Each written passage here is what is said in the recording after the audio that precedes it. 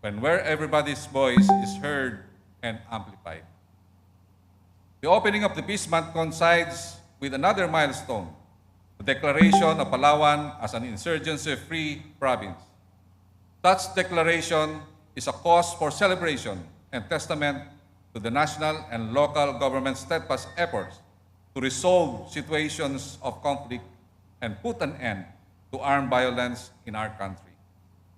We stand before you today with a beaming hope and an ironclad determination as we embark on a journey towards building a more peaceful, progressive, resilient Palawan, as well as other areas throughout the country that are now free from the shackles of insurgency. The key to achieving an insurgency-free province, therefore, is through the establishment of good governance, adherence to the rule of law, and ensuring social inclusion. Transparent and accountable governance build trust among citizens and the government. We commend the local governments of Palawan Province and the Puerto Princesa City for making this very possible.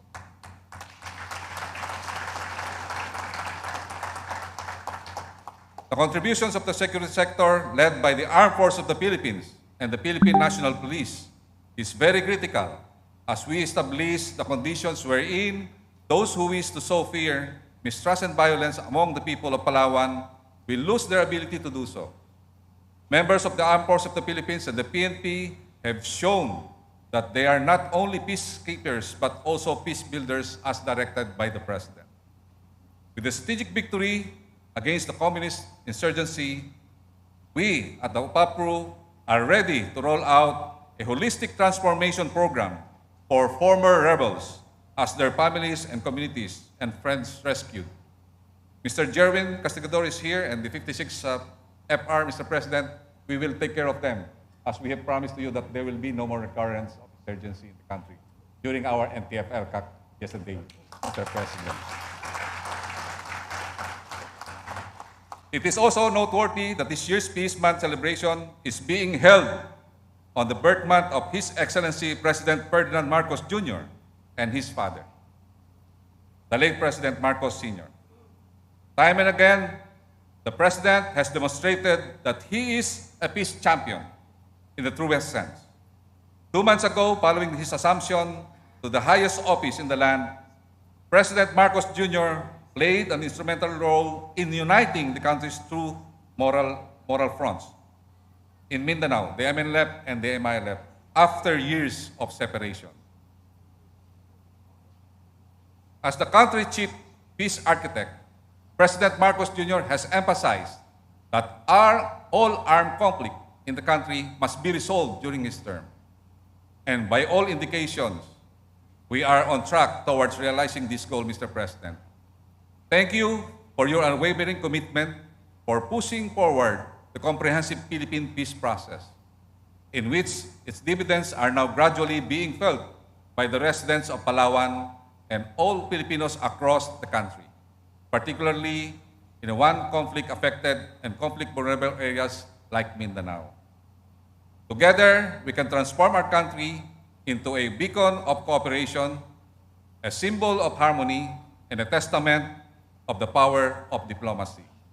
Maraming salamat at mabuhay ang bagong Pilipinas.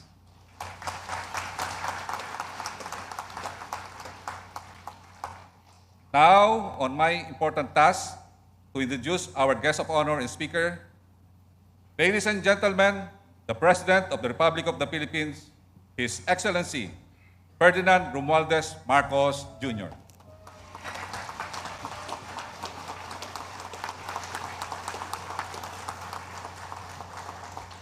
Thank you very much to the UPARU Secretary Charlie Galvez Jr. Please take your seats. Secretary Ivan Uy of the DICT and currently the Cabinet Officer for Regional Development and Security Task Force LCAC Mimaropa.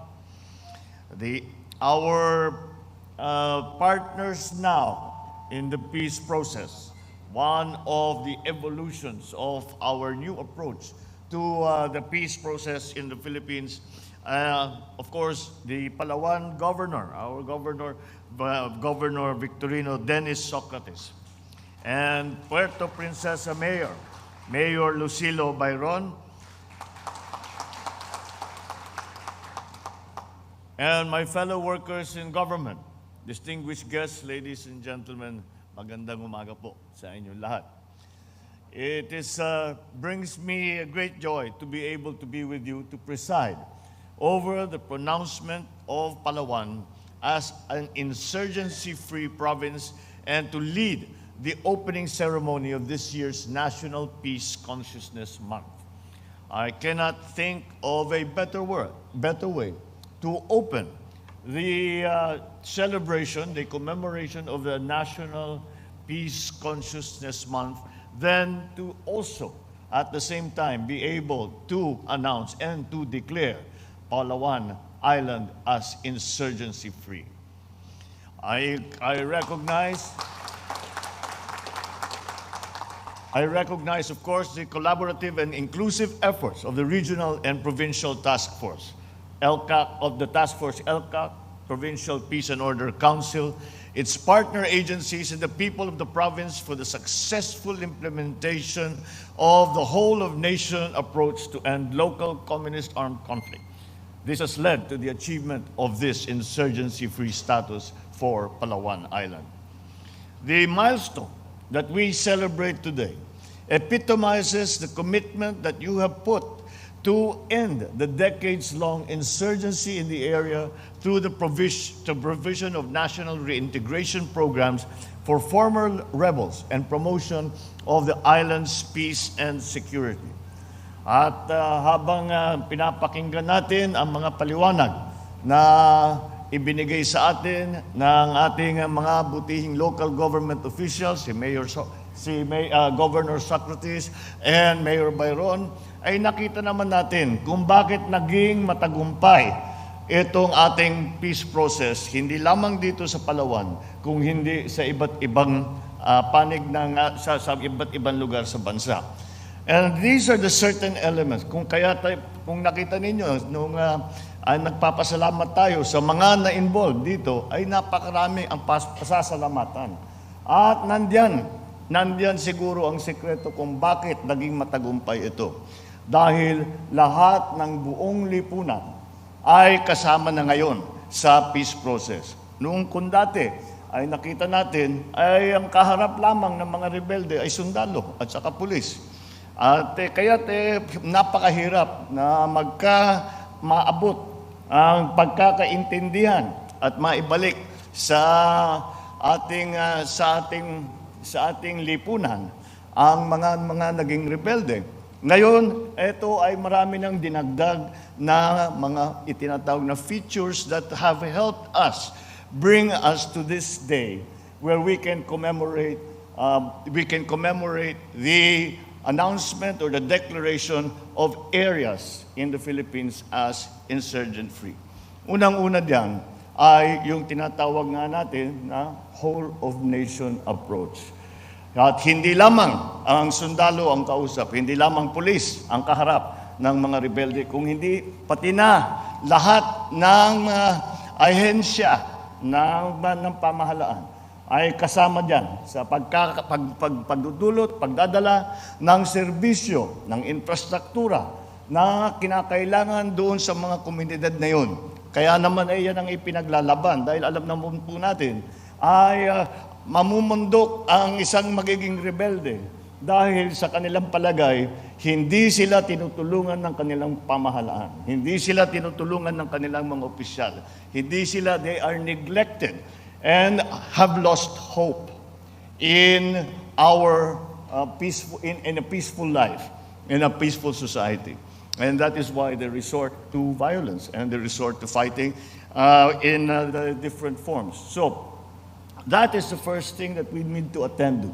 Kailangan maramdaman ng bawat Pilipino na nandito, hindi lamang ang pamahalaan, kung hindi pati na ang local communities, pati na ang local government, pati na ang mga pulis, pati na ang mga sundalo, pati na lahat ng bahagi ng ating lipunan ay nandyan upang suportahan at pagandahin ang kanilang buhay. Kapag natupad natin yan, natupad natin yung pangako na yan, ay makikita natin na magiging mas madali ang usapan na papunta sa kapayapaan. Isa pang bahagi nito ay ang ating pagpapartner sa ating mga local government officials na ngayon, pati local government ay maaring makipag-usap sa mga lokal na rebelde. Dahil alam naman natin, pagka tayo ay galing sa isang lugar, kilala naman natin, kilala mga kamag-anak natin, yung mga kaeskwela natin yan dati. Kaya't mas madaling lapitan ng mga local executive. Malaking bagay po ito. Ito ay malaking bahagi dito sa NTF-LCAC at kaya't nagbago ang patakbo ng peace process dahil isa sa bahagi diyan ay yung pagsama ng local government at ng lahat ng iba't ibang ahensya ng pamahalaan ng national government upang tulungan at suportahan ang pagbalik ng mga naging rebelde sa ating lipunan. Kaya ito po, and that is why it is gratifying to see, because we have seen the success of this principle, of this concept all around the country. Kaya naman, nandyan yung ating sekretary ng OPARU, nakakapangako na siya na sinasabi niya, insurgency-free na. Magiging insurgency-free na ang Mimaropa at malapit na. Ay masasabi natin, yung mga natira pa, ay tinatrabaho natin. At dahang-dahan ay bumabalik nga ang mga dating lumalaban sa gobyerno ay bumabalik na sa ating lupunan upang magkaroon sila ng magandang hanap buhay, maalagaan nila ang kanilang mga pamilya, at bukod sa lahat, na meron silang pag-asa para sa kinabukasan, na ang kanilang buhay ay may pag-asang gumanda, na ang kanilang buhay ay may maari nilang mas maganda magiging buhay ng kanilang mga anak kaysa sa naging buhay nila. Lahat naman tayo, ganyan ang ating mga pangarap, ganyan ang ating panalangin. Kaya dahil diyan, nakita natin ang naging matagumpay ang ating peace efforts na sinimula natin na napakatagal na. Ngayon pa lamang nakikita na talagang may pagbabago at gumaganda ang mga magiging pagkakataon, ang mga opportunities na dinadala natin sa ating mga kababayan dahil merong nakakamit na natin ang kapayapaan doon sa kanilang mga komunidad. Kaya't muli, pasalamatan natin lahat ng kasama dito sa peace process na ating pinagdidiriwang ngayong araw na ito dahil sa Peace Consciousness Month at ang pagdeklara ng Palawan na insurgent-free. Congratulations sa inyong lahat. Ipagpatuloy ninyo ang inyong nasimulan. At nang sa ganun ay maging mas mapayapa ang Pilipinas at maging mas mapayapa ang buhay ng bawat Pilipino. Maraming salamat po at magandang umaga po sa inyo lahat. Thank you, Mr. President. Maraming salamat po. May we request the President to grant us a group photo downstage, and may we request everyone to gather dito po sa center. Punta lang po tayo dito sa center, yung mga participants po natin. Magdikit-dikit lang po tayo dito sa gitna for a photo opportunity with the President.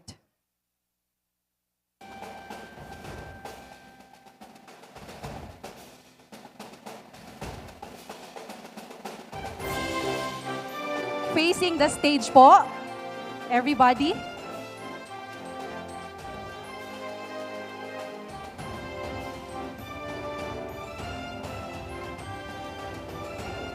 The rest of the participants, may we request you po doon sa center. Mag-gather lang po tayo doon sa gitna. Maraming salamat.